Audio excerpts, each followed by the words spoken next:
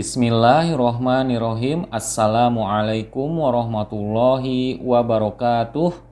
Video ini berisikan kumpulan kaedah-kaedah ilmu nahwu yang terkandung pada kitab An-Nahwu Wadih Ibtidaiyah jilid yang pertama, di mana video ini untuk memudahkan para penuntut ilmu untuk menghafalkannya sebelum melanjutkan pelajaran An-Nahwul Wadih jilid yang kedua. Baik, kita mulai saja dari kaidah nahwu yang pertama. At-tarkibul lazi yufidu faidatan tammatan yusamma jumlatan mufidatan wa yusamma aidon kalaman. Susunan kata yang memiliki makna yang sempurna itulah yang dinamakan sebagai jumlah mufidah atau dinamakan juga sebagai kalam. Kaidah nahwu yang kedua, al-jumlatul mufidatu qad tatarokkabu min kalimataini. Jumlah mufidah kadang-kadang tersusun dari dua kata.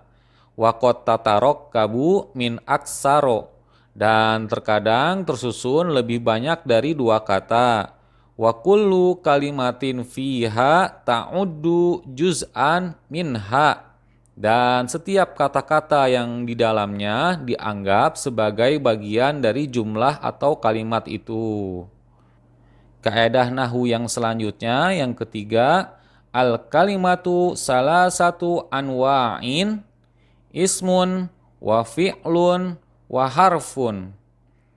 Kata atau dalam bahasa Arabnya kalimah itu terbagi ke dalam tiga jenis, yaitu isim, fi'il, dan huruf.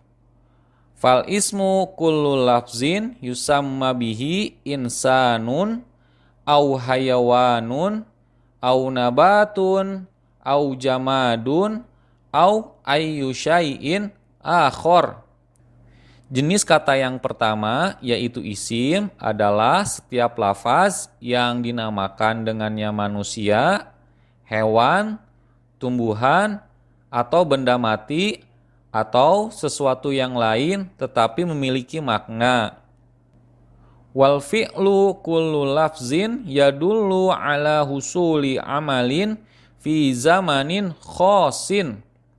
Jenis kata yang kedua yaitu fi'il. Fi'il adalah setiap lafaz yang menunjukkan adanya perbuatan kerja pada zaman tertentu, baik itu lampau, sekarang, ataupun yang akan datang. Wal harfu kullu lafzin la yazharu ma'nahu kamilan illa ma'a ghairihi. Sedangkan jenis kata yang terakhir yaitu harfu, yaitu setiap lafaz yang tidak terlihat maknanya secara sempurna kecuali disandingkan dengan jenis kata yang lain. Lanjut kaidah yang keempat, al-fi'lul madi huwa kullu fi'lin yadullu ala husuli amalin fi zamanil madi. Fi'il madi atau kata kerja lampau adalah setiap kata kerja ataupun fi'il yang menunjukkan atas hasil perbuatan kerja di waktu yang telah lalu atau terjadi di masa lampau. Lalu kaidah yang kelima, al-fi'lul mudhari huwa kullu fi'lin yadullu ala husuli amalin fi zamanil hadiri awil mustaqbali wala budda ayyakuna mabdu'an biharfin min ahrufil mudhara'ati wahiyal hamzatu wan nunu wal ya'u wat ta'u. Jenis kata kerja fi'il mudhari adalah setiap kata kerja yang menunjukkan kepada terjadinya perbuatan kerja di waktu sekarang atau yang akan datang. Dan haruslah setiap kata kerja fi'il mudhari itu didahului oleh 4 huruf mudhoro'ah. Di antaranya adalah hamzah, nun, ya, dan terakhir huruf ta. Atau untuk mudah menghafalkannya, kita membacanya anita. Lanjut kaidah yang berikutnya. Fi'lul amri huwa kullu fi'lin yutlabu bihi usulu syai'in fi zamanil mustaqbal. Jenis kata kerja fi'il amar adalah setiap kata kerja ataupun fi'il yang diminta dengannya suatu hasil perbuatan kerja pada waktu yang akan datang. Lalu kaidah yang ketujuh, al-fa'il. Ismun marfu'un taqaddamahu fi'lun wa dalla 'alal ladzi fa'alal fi'la. Fa'il adalah isim marfu atau isim yang dirofakan yang sebelumnya didahului oleh kata kerja fi'il dan menunjukkan kepada orang pelaku ataupun subjek yang melakukan pekerjaan. Kaidah yang berikutnya, al-maf'ul bih. Ismun mansubun waqa'a alaihi fi'lul fa'il. Maf'ul bih yaitu isim mansub atau isim yang dinasobkan, yang biasanya identik dengan dibaca tanda fathah pada setiap akhir katanya, di mana isim maf'ul bih ini adalah penderita ataupun objek dari pekerjaan yang dilakukan oleh fa'il ataupun pelaku. Lanjut kepada kaidah yang berikutnya. Al-mubtada'u ismun marfu'un fi awwalil jumlati. Mubtada adalah isim marfu atau isim yang dirofakan yang berada di awal kalimat atau jumlah. Berupa tanda rofaknya adalah harokat dhammah pada huruf akhir katanya. Lalu kaidah selanjutnya yang ke-10, al-khobaru ismun marfu'un yukawwinu ma'al mubtada jumlatan mufidatan.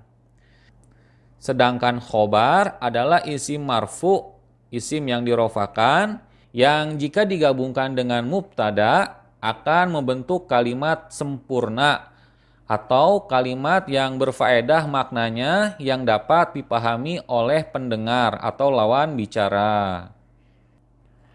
Lanjut ke kaidah yang berikutnya yang ke-11, kullu jumlatin tatarokkabu min fi'lin wa fa'ilin wa tusamma jumlatan fi'liyatan.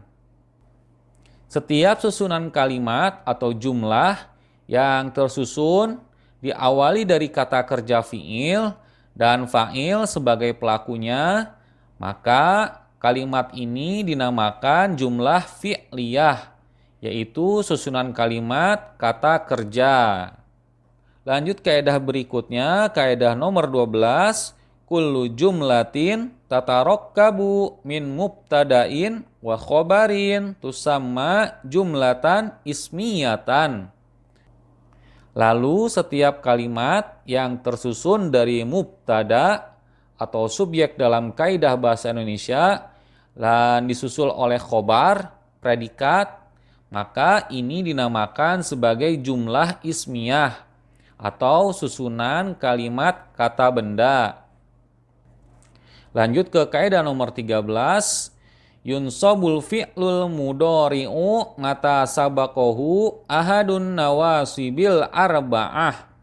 Dinasobkannya fi'il mudhari, kata kerja lampau, adalah ketika didahului oleh salah satu dari 4 huruf yang menasobkan. Wahia seperti an, lan, izan, dan kai. Lanjut kaidah berikutnya, kaidah 14, yudzamul fi'lul mudhari'u iza sabakohu harfun jazimun kal hurufil atiyah. Fi'il mudhari atau kata kerja sekarang ataupun sedang dijazmkan apabila didahului oleh salah satu huruf jazm. Wahia seperti lam bermakna tidak atau belum sama sekali, la bermakna larangan, janganlah, dan terakhir in bermakna jika sebagai jawaban dari syarat dengan kata maka. Lanjut ke kaidah nomor 15. Lam walan nahiyatu tadzimani fi'lan mudhari'an wahidan. Huruf jazm lam dan la nahiyah keduanya hanya boleh menjazmkan satu kata dari fi'il mudhari'. Wal harful awwalu yanfi husulal fi'li fil madi, di mana kata lam bermakna menafikan ataupun meniadakan terjadinya perbuatan pada waktu lampau ataupun fi'il madi. Wasani yanha an amalil fi'li. Sedangkan huruf jazm la nahiyah bermaksud sebagai perintah akan larangan dilakukannya suatu perbuatan. Lanjut ke kaidah nomor 16. Intadzimu fi'lain. Huruf jazm in bisa menjazmkan dua kata fi'il mudhari sekaligus. Wa tufidu anna husulal fi'lil awwali syartun fi husulil fi'lis sani, yang menunjukkan bahwasanya perbuatan fi'il yang pertama sebagai syarat terjadinya perbuatan fi'il yang kedua. Lanjut kaidah berikutnya, kaidah 17. Yurfa'ul fi'lul mudhari'u idza lam tasbikhu adatun min adawatin nasbi awil jazmi. Fi'il mudhari itu pada dasarnya dirofakan apabila tidak didahului oleh salah satu dari huruf-huruf yang menasobkan atau yang menjazmkan. Kaidah berikutnya, kaidah ke-18. Tadkhulu kana 'alal mubtada'i wal khabari fatarfa'ul awwalu yusamma ismaha wa tansibus saniya wa yusamma khabaraha. Huruf kana jika masuk pada mubtada dan khobar, maka ia merofakan isim yang pertama yang dinamai sebagai isimnya dari kana dan menasobkan isim yang kedua yang dinamai sebagai khobarnya dari kana. Lanjut kaidah yang ke-19. Misluka nafima taqaddama soro walaisa wa asbaha wa amsa wa adaha wa zolla wa bata wa tusamma hazihil af'alu akhwatikana. Fiil-fiil yang fungsinya sama seperti huruf kana diantaranya adalah huruf soro, memberikan maknanya berubah isim seperti kata menjadi atau berubah jadi. Yang kedua huruf laisa, memberikan makna penafian atau peniadaan khobar dari isimnya seperti kata bukan atau tidaklah. Huruf yang ketiga amsa, memberikan makna disifatinya isim dengan khobarnya di sore hari seperti menjadi di waktu sore. Bahkan terkadang dimaknai sama seperti soro, yaitu menjadi. Huruf berikutnya adha, memberikan makna disifatinya isim dengan khobarnya di waktu duha seperti menjadi di waktu duha. Bahkan terkadang dimaknai sama seperti soro, yaitu menjadi. Huruf selanjutnya dholla, memberikan makna disifatinya isim dengan khobarnya di siang hari seperti menjadi di waktu siang. Bahkan terkadang dimaknai sama seperti soro, yaitu menjadi.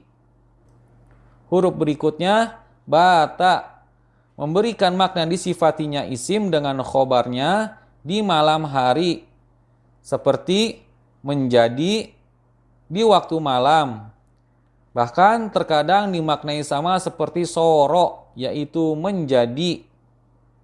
Dan kesemua jenis fiil ini dinamakan sebagai saudaranya dari kana. Lanjut kaidah yang ke-20. Likulli fi'lin min hazihil af'ali mudhari'un wa amrun ya'malani amalal madi illa laisa fala ya'ti minha mudhari'un wala amrun.